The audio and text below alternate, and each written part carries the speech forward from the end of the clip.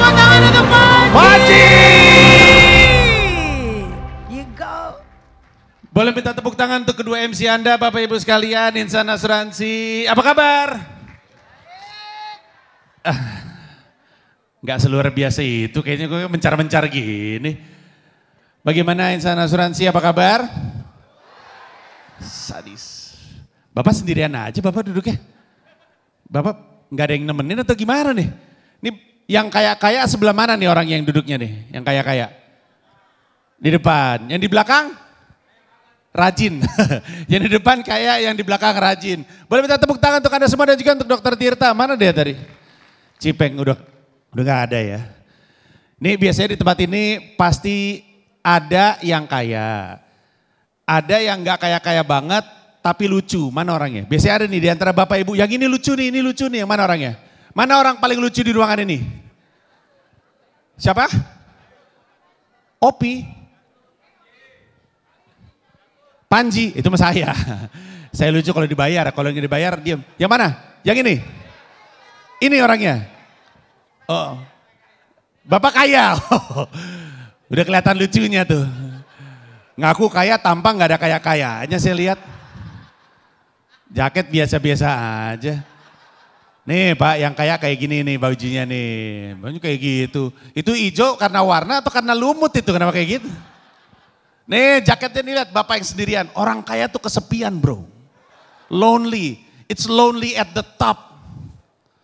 Ah ini yang orang susah nih. Yang lain pada duduk di nongkrong di, oh fotografer maaf. Saya pikir, fotografer ternyata. Saya ngeliat dia begini aja, ngapain dia? Fotografer. Oke, sebelah sini yang lucu ini. Barisan ini yang lucu mana? Masa gak ada yang lucu di sini? Gak ada. Hening aja. Oke fine, gak masalah. Nah ini juga barisan paling dikit nih. Nah udah pada meninggal atau gimana sih orang-orangnya? Kan dikit banget sih. Karena COVID atau apa. Sebelah sini orang lucunya mana? Orang paling lucu, Mana? Ibu ini. Perempuan dua-duanya yang lucu. Ibu? Hah? Kok saling tunjuk jatuh cinta ya? Oh. Di sini juga pasti ada yang cinta lokasi. Loh kok kenceng banget ibu ketawanya? Siapa bu? Siapa bu? Merah mukanya lucu banget. Dikit lagi ungu kayak bapak-bapak yang di depan tuh. Sebelah sini gak ada yang lucu ya. Kalau yang galak mana? Yang galak ada gak di sini? Oh langsung cepet. Bapak rambut putih galak. Ketawa dia gak galak. Yang ini kayaknya ini galak. Udah berdua sekarang. Halo Pak. Maaf. Tadi sendirian Pak, enak untuk diceng-cengin. Sekarang ada Bapak. Oke, Bapak Ibu sekalian. Saya gak tahu Bapak Ibu kenal saya atau tidak. Saya Panji Pragiwaksono, ini acara banyak banget duitnya. Karena saya domisili di New York Bapak Ibu. Tiba-tiba dibawa ke sini untuk bicara di depan Bapak Ibu sekalian. Tepuk tangan untuk acara ini. Banyak duit. Saya udah tinggal di New York dari Januari 2022. Anak saya juga sekolah di situ. Jadi kalau saya bisa ada di sini, pasti duitnya banyak yang dipakai untuk bayar saya. Tapi supaya kita bisa sama-sama menjaga ekspektasi, saya kebetulan tidak dibayar untuk stand up komedi. Mungkin Bapak Ibu kan kenalnya saya untuk stand up ya Pak ya. Iya, tapi saya tidak dibayar untuk stand up. Walaupun duitnya gede, duitnya tidak cukup gede untuk stand up. Loh kenceng banget ketawanya sebelah sana. Saya di sini diminta untuk berbagi soal, ada nggak temanya di sini nggak ada ya? Soal gimana caranya kita memanfaatkan sosial media untuk kebaikan kita dan profesi kita bersama. Sebagai konteks, ini biar pada mau dengerin aja. Saya subscriber YouTube-nya 1 juta, 1,3 tepatnya. Follower Twitter-nya 1 juta, followers Instagram-nya 1 juta. Cukup khatam saya soal sosial media, sehingga saya tahu bahwa penggunaan sosial media akan tepat sekali untuk Bapak Ibu sekalian. Saya buka pertanyaan, Bapak Ibu, dalam pekerjaan Bapak Ibu sekalian, peluang apa yang Bapak Ibu inginkan? Teriakin. Oke nggak apa-apa, nggak jawab juga nggak apa-apa Bapak Ibu, terang aja, hening juga nggak apa-apa. Tapi lebih baik jawab, dalam profesi Bapak Ibu sekalian, peluang apa yang dibutuhkan? Closing 1, apa lagi? Apa? Repeat order, oke apa lagi? Tidak ada jawaban salah Bapak Ibu. Jangan takut, it's okay, ini bukan sekolah. Kalau di sekolah kan, kok salah galak gitu, saya kan orang yang nggak galak. Apalagi Bapak Ibu, nggak mungkin cuma 2. Dalam pekerjaan Bapak Ibu sekalian, peluang apa yang Anda butuhkan? Refleksi, pijit maksudnya. Apa? Referensi, betul referensi. Saya kira refleksi, saya kali yang suka pijit ya. Refleksi, lah kok saya sebut pijit, Bapak pijit benar, saya mah Pak. Bapak juga sih, Bapak juga pijit benar.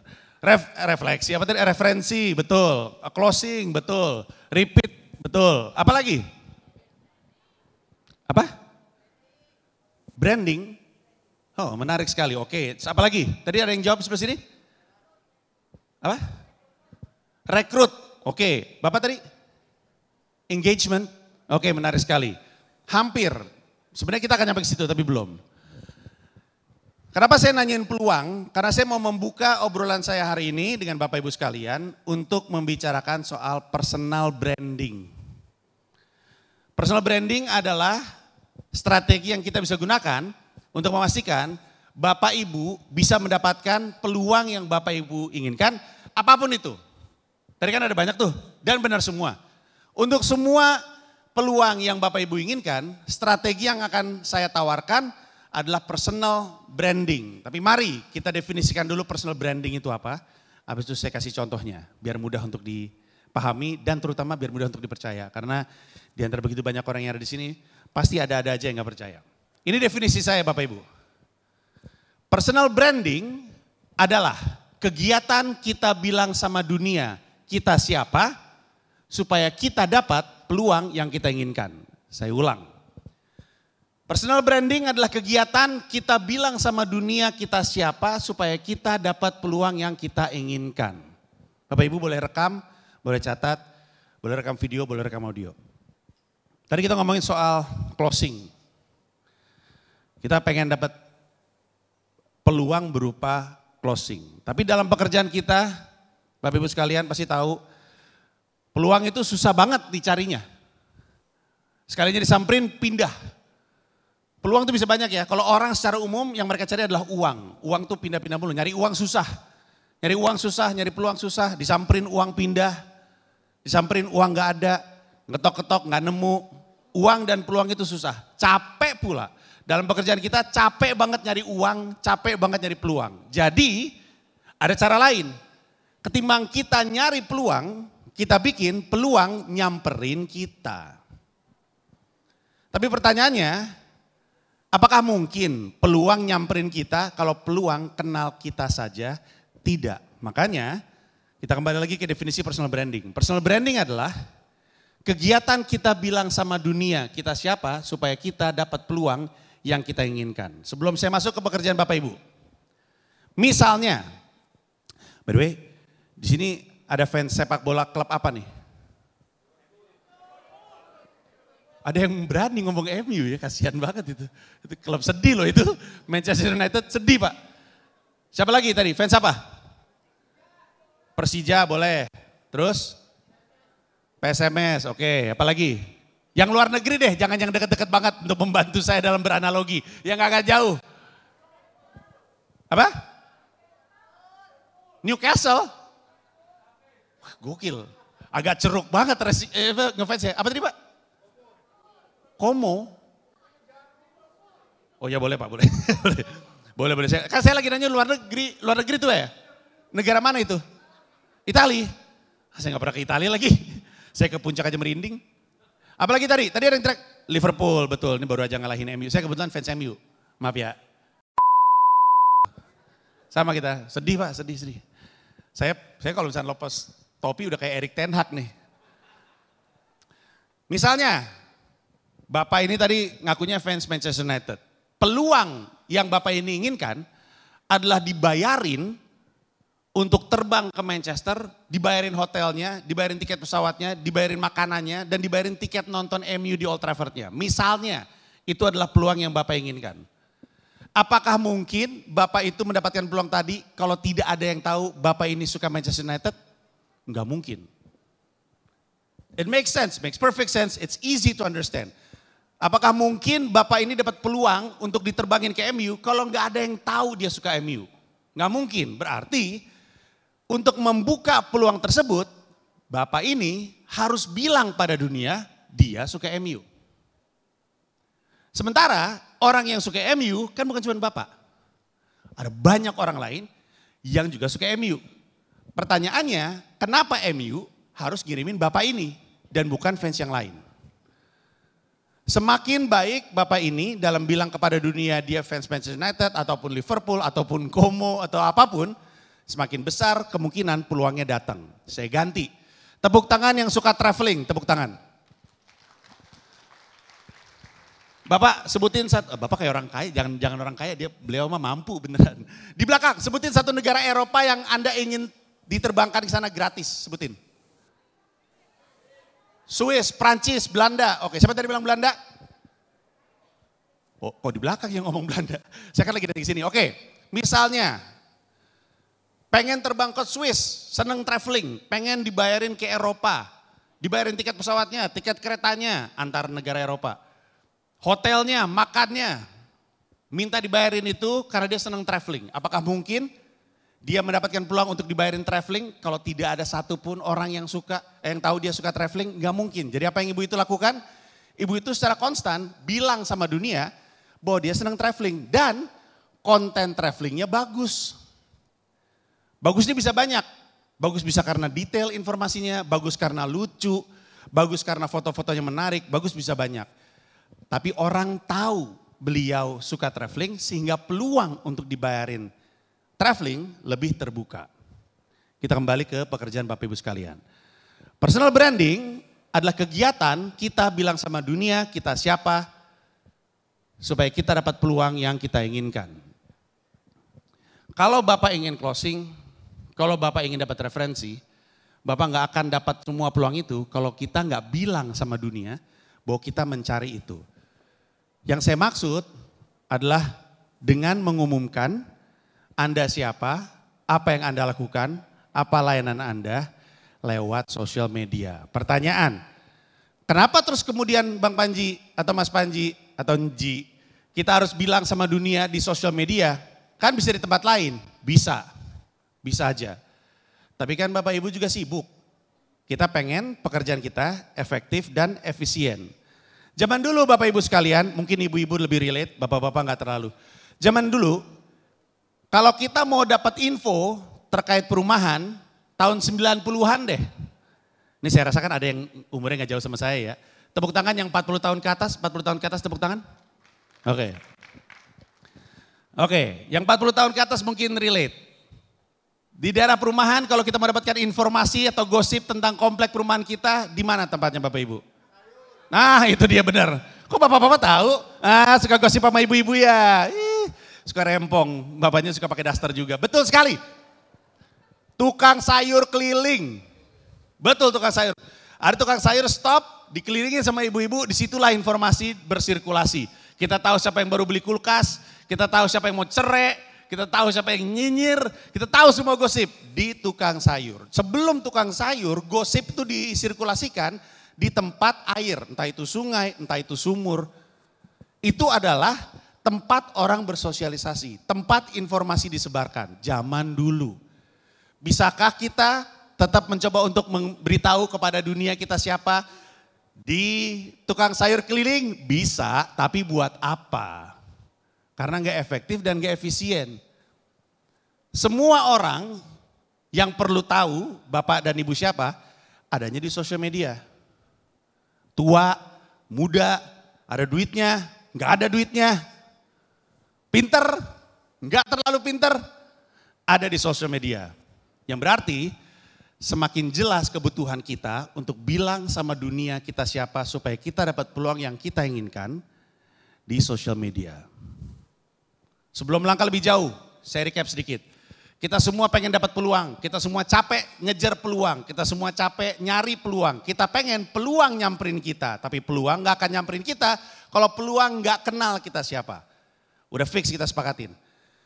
Personal branding adalah cara kita bilang sama dunia kita siapa supaya kita dapat peluang yang kita inginkan. Dan sekarang kita tahu informasi yang kita berikan kepada dunia kita berikan di sosial media.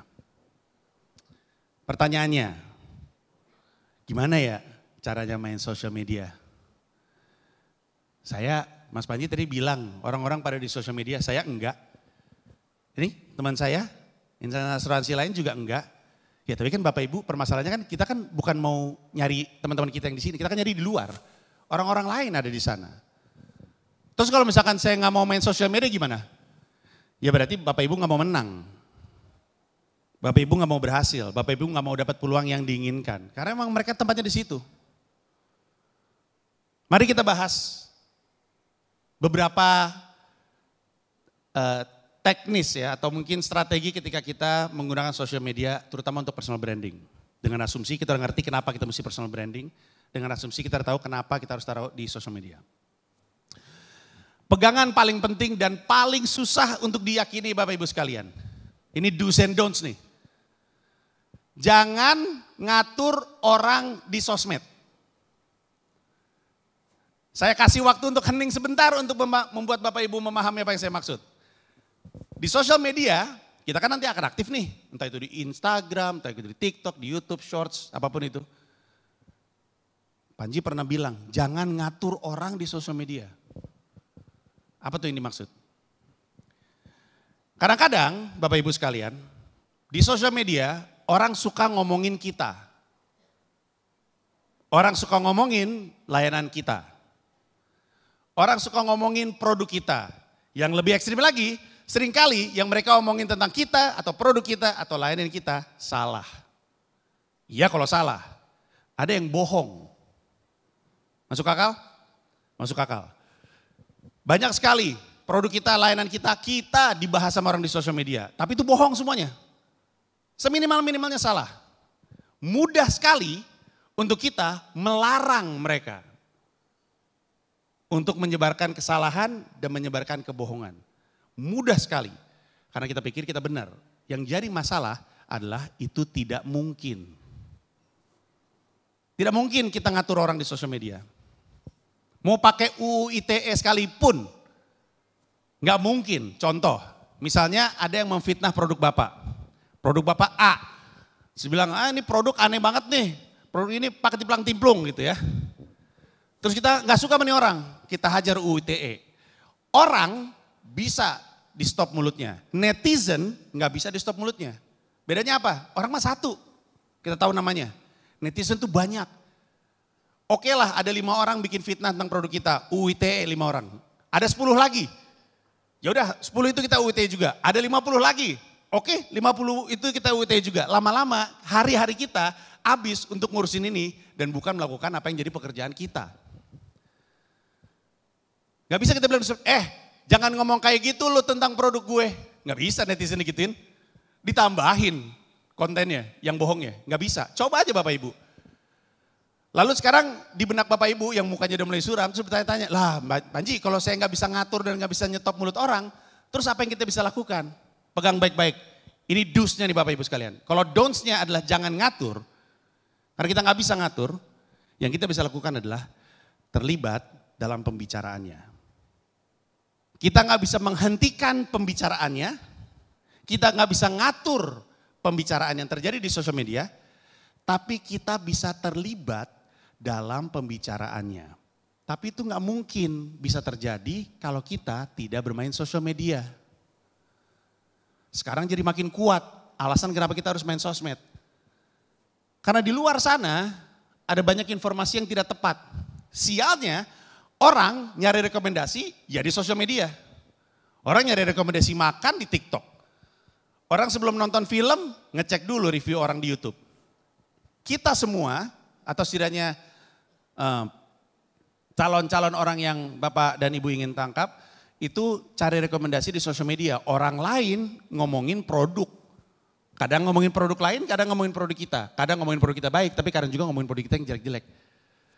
Kalau kita nggak ada di sosial media, kita nggak bisa terlibat dalam pembicaranya. Apa bedanya? Ini bedanya, ini namanya ngatur omongan orang. Produk A jelek, produk A sampah, kita muncul. Nggak boleh ngomong kayak gitu. Berhenti nggak? Nggak mungkin. Ini bedanya dengan terlibat. Produk A jelek, produk A sampah. Halo apa kabar? Nama saya Panji. Boleh nggak saya tahu kenapa Bapak bilang produk A sampah? Boleh saya bantu jelaskan, kebetulan di Instagram saya bisa dilihat, saya punya penjelasan yang lebih tepat tentang produk tersebut. itu terlibat dalam pembicaraan. Belum tentu mereka percaya, tapi itu masih lebih baik daripada kita mengatur omongan orang. Untuk semua yang lagi rame di sosial media, mungkin ada yang viral, misalkan ada orang komplain, payah banget nih, masa gini gitu. Padahal dia yang salah sebenarnya, kan gitu ya Bapak Ibu ya sekalian. Saya bukan mau menggunakan kata-kata kasar, tapi memang kadang-kadang orang kan goblok ya Bapak Ibu sekalian ya. Dia gak sadar kalau yang salah tuh dia. Dia main ngoceh aja di sosial media, terus kita bacanya, lah ini mah lu yang salah, ya kan? Nah, ketika krisis itu terjadi, kita punya beberapa pilihan. Kita bisa diam aja dan menyerah orang ngomongin yang jelek-jelek soal kita. Kita bisa mencoba untuk menghentikan, stop ngomong kayak gitu, nggak boleh ngomong kayak gitu. Atau kita bisa terlibat dalam pembicaranya. Ada resiko Bapak Ibu, kalau mau terlibat dalam pembicaraan, kalau Bapak mau buka pintu rumah Bapak Ibu sekalian, ya kita harus siap dengan dialog yang terjadi. Nah inilah poin kedua yang penting. Ini ngomong do's and don'ts lagi. Jangan posting apapun dalam kondisi emosional. Karena kita akan menyesal Bapak Ibu sekalian. Saya tahu, saya juga pemarah kok, saya orang yang marah-marah mulu. Bahkan saya berani bilang, mungkin saya salah satu orang paling pemarah di ruangan ini. Tapi setidaknya saya berusaha untuk mengatasi itu karena saya ke psikolog untuk mengatasi ini. Saya punya irrational anger behavior. Lucu ya, pelawak tapi pemarah. Ya, mungkin gara-gara sering marah sih jadi pelawak saya. Stres mulu, daripada stres mending marah-marah. Tapi daripada stres mending ketawa-ketawa. Tapi sebagai orang yang sering marah, saya pun tahu bahwa saya bisa tidak posting apa-apa. Yang paling susah adalah ketika lagi marah mengatur isi postingan. Maksudnya kita lagi marah, terus justru ngomongnya bagus, susah tuh. Saya tahu rasanya. Hampir tidak mungkin kalau lagi marah terus kita ngeposting sesuatu yang positif dan indah gitu. Ada orang fitnah tentang kita, halo apa, susah tuh, susah sekali. Tapi yang bisa kita lakukan adalah enggak posting apa-apa. Saya ulang ya Bapak Ibu sekalian, yang pemarah di ruangan ini. Jangan posting apa-apa dalam kondisi emosional. Saya nggak minta Bapak Ibu untuk posting dengan rapih dan halus dan sopan ketika lagi marah. Bukan itu yang saya minta. Saya minta nggak usah posting sekalian. Terus berapa lama Bang Panji untuk saya bisa posting lagi? Tergantung Bapak Ibu berapa lama waktu yang Bapak Ibu butuhkan untuk kemudian bisa dengan tenang posting. Intinya posting hanya ketika tenang. Termasuk ketika lagi konflik. Yang ketiga, yang ketiga.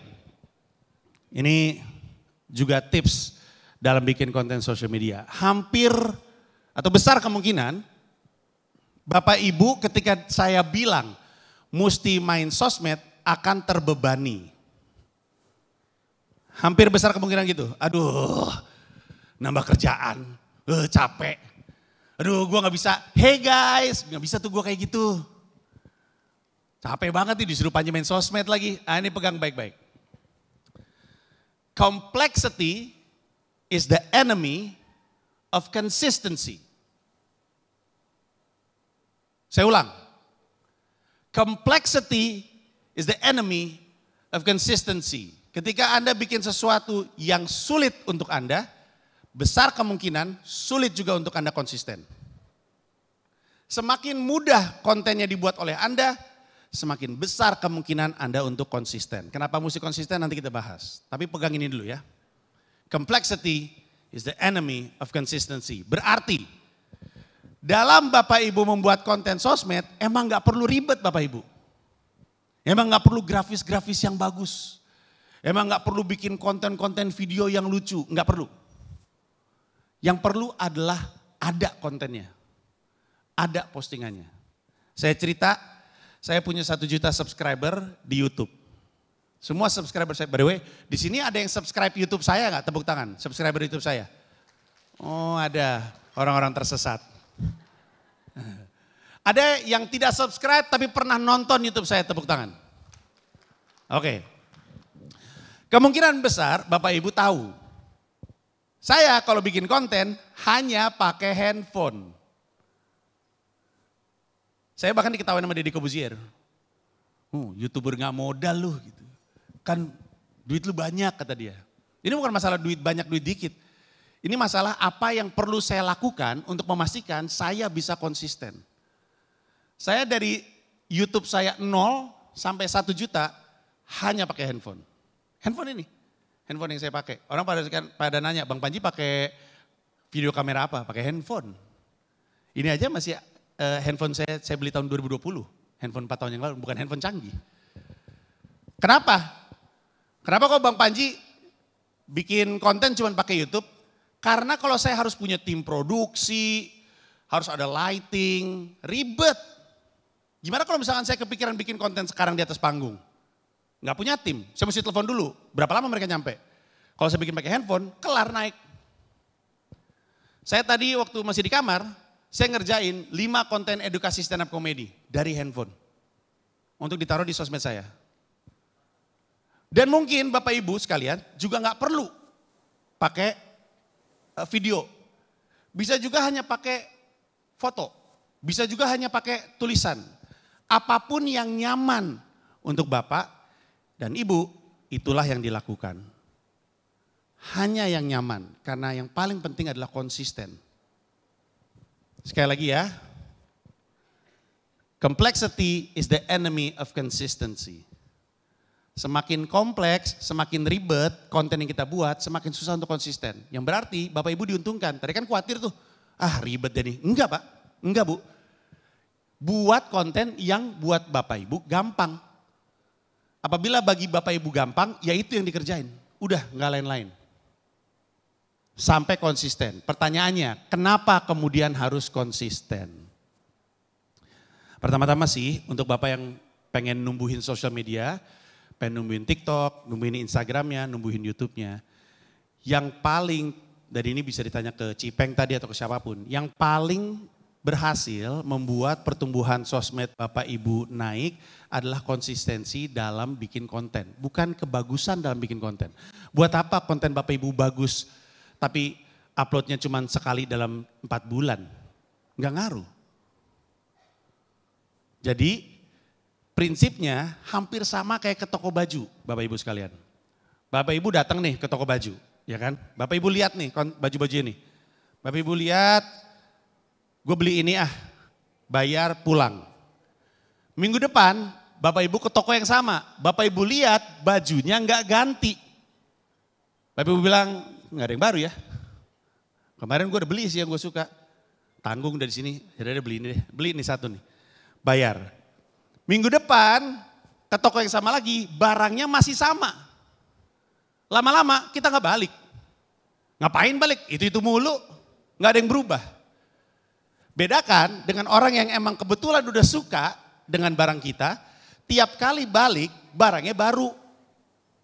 Sehingga dia beli lagi. Minggu depan dia balik lagi karena emang suka, dia lihat ada lagi yang baru.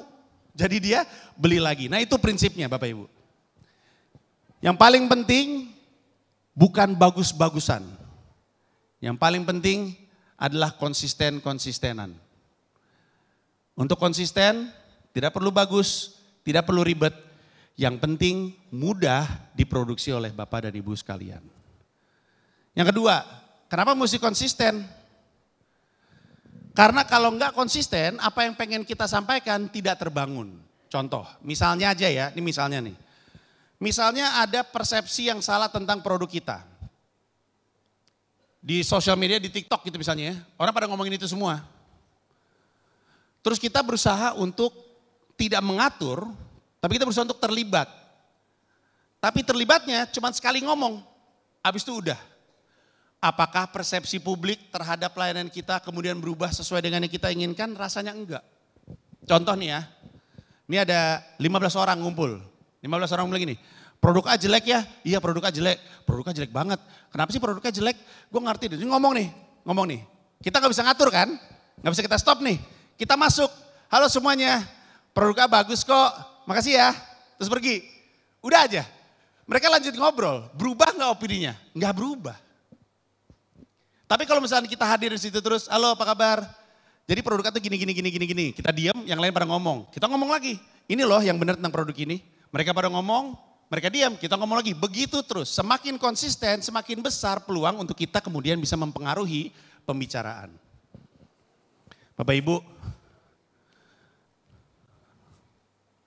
ada yang request lagu To Become One dari Spice Girls. Oke kalau gitu. Oh, bukan lagu ya, saya pikir saya mesti nyanyi. Ini kayak lagu band. Terus saya mau ngomong apa? Oh ya, Bapak Ibu kalau jago main catur sekali nggak akan dianggap jago catur. Bapak Ibu main catur menang mulu baru dianggap jago main catur. Bapak Ibu lupa naruh kunci motor sekali nggak akan disebut pelupa. Tapi kalau selalu lupa di mana naruh kunci mobil baru dibilang pelupa. Sama Bapak Ibu. Dan ujung-ujungnya bermain sosmed itu seperti bercocok tanam. Kita bilang kan personal branding adalah kegiatan kita bilang sama dunia kita siapa supaya kita dapat peluang yang kita inginkan. Misalnya peluang yang saya inginkan adalah makan singkong. Tapi tiap hari di sosmed saya yang saya tanam jagung, yang saya rawat jagung, yang saya airin jagung. Setelah 1 bulan yang muncul jagung. Kalau kita marah yang blow on kan kita. Kan katanya kita yang pengen makan singkong. Kalau pengen makan singkong, yang ditanam singkong. Tiap hari yang dirawat singkong. Sehingga ketika muncul singkong. Nah sosmed kayak gitu. Bagaimana nih Bang Panji? Bang Panji bilang saya suruh main sosmed. Ini saya main sosmed. Tapi kalau saya gak dapat peluang yang saya inginkan. Pas dilihat sosmednya isinya main sama kucing. Ya gak akan dapat, gak jadi closing. Ada juga semakin close sama kucing. Ada juga jadi brand ambassador makanan kucing. Itulah kenapa konsistensi itu penting. Nah sampai sini sebelum saya recap, saya mau mencoba untuk mencari pertanyaan dari Bapak Ibu sekalian. Sebelum pada akhirnya setelah saya jawab, kita coba untuk tentukan mana pertanyaan yang paling bagus menurut saya.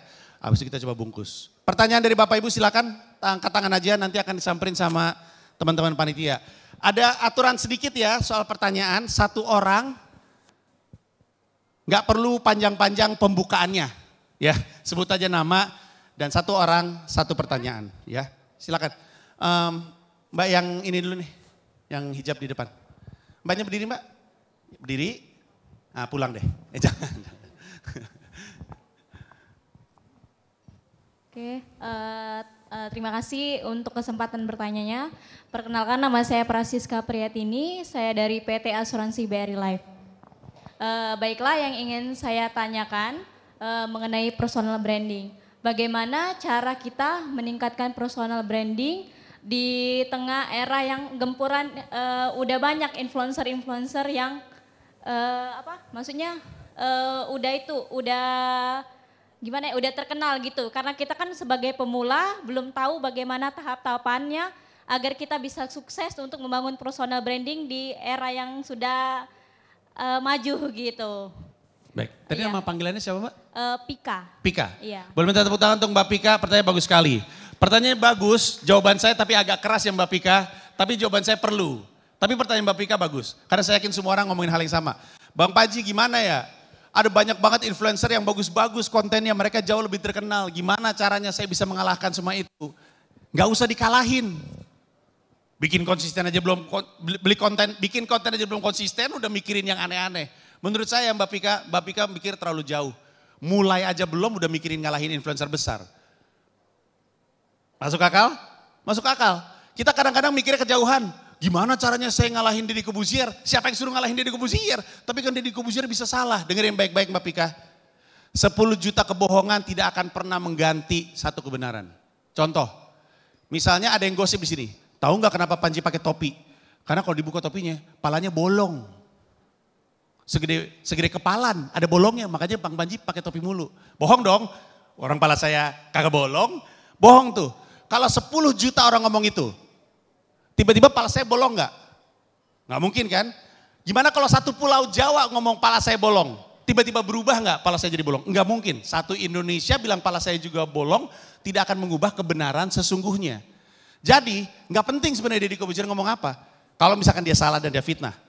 Karena yang penting kebenarannya apa dan apakah kebenaran itu kita ungkap, kita naikin ke sosmed. Nah, jadi untuk saat ini Bapak Ibu agak terlalu jauh untuk berpikir gimana cara bikin konten yang bagus dan mengalahkan influencer besar. Bikin konten dulu aja yang konsisten. Bikin dulu aja yang konsisten. Karena toh kita nggak butuh untuk diketahui sama followers Raditya Dika. Kita nggak butuh untuk diketahui sama followersnya Deddy Corbuzier. Kita hanya butuh untuk diketahui sama orang-orang yang memang kita incar. Oke, tepuk tangan untuk Mbak Pika. Bagus sekali pertanyaannya. Ada lagi pertanyaan, angkat tangan silakan. Sebelah sini ada, di sebelah belakang. Kakak izin ya, kita ke sebelah sini dulu ya. Bapak yang di belakang Pak, yang kacamata boleh minta angkat tangan? Ya biar gantian habis perempuan laki-laki. Izin Pak, biar ditemukan panitia, berdiri aja. Nah itu dia, biar gampang ditemukan panitia. Itu ya. Silakan Bapak. Izin kalau boleh nama panggilan aja Pak. Oke, selamat pagi. Nama saya Freddy dari Surik Topaz Live. Yang ingin saya tanyakan, kan banyak sosmed. Nah, apakah kita harus memilih salah satu saja ataukah kita harus aktif di semuanya? Kemudian misalkan saya kepingin menulis, ada yang bilang lebih baik di komunitas menulis atau di blog menulis. Atau apakah lebih baik saya sudah pilih salah satu, misalnya Instagram, saya fokusnya ke situ. Terima kasih. Baik, terima kasih banyak. Bagus sekali pertanyaan Pak Fedi. Boleh minta tepuk tangan untuk Pak Fedi? Pak Fedi nanya, ada banyak sosmed, saya mesti pilih yang mana? Saya suka nulis, apakah saya taruh di komunitas penulis atau saya taruh di Instagram? Oke, Pak Fedi dan juga Bapak dan Ibu yang lain, sebenarnya kalau memungkinkan Pak, semuanya kalau memungkinkan. Tapi kalau enggak memungkinkan, pilih saja satu. Nah pertanyaannya, satunya nih di mana? Karena Bapak suka nulis. Ada yang nanya, ada yang bilang, taruh aja di komunitas penulis. Bener nggak tuh jawabannya? Tergantung target Bapak ada nggak di komunitas penulis? Kita efektifnya ya, kita harus hadir di mana calon konsumen atau calon pembeli atau calon pengguna layanan kita berada. Mereka di mana beradanya? Ani-ani paling ngerti nih, kalau mau dapat om-om perginya ke Citos. Pergi ke masjid nggak dapat om-om yang dia cari. Ini kan marketing Bapak. Jadi kalau misalkan kita rasa audiens kita adanya di LinkedIn misalnya, ya nulisnya di LinkedIn.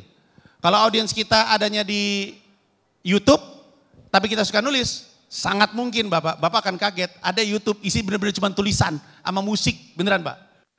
Jadi kalau kita cuma bisa punya peluang satu atau dua, pertanyaannya di manakah target kita berada, disitulah kita sediakan konten kita. Jadi tidak serta-merta kesesuaian kita suka nulis lalu kepada penulis. Kalau penulis pada nggak mau pakai layanan kita kan terus buat apa gitu. Jadi kita naruh konten kita di mana market kita berada. Kurang lebihnya seperti itu. Oke, tepuk tangan untuk Pak Fedi.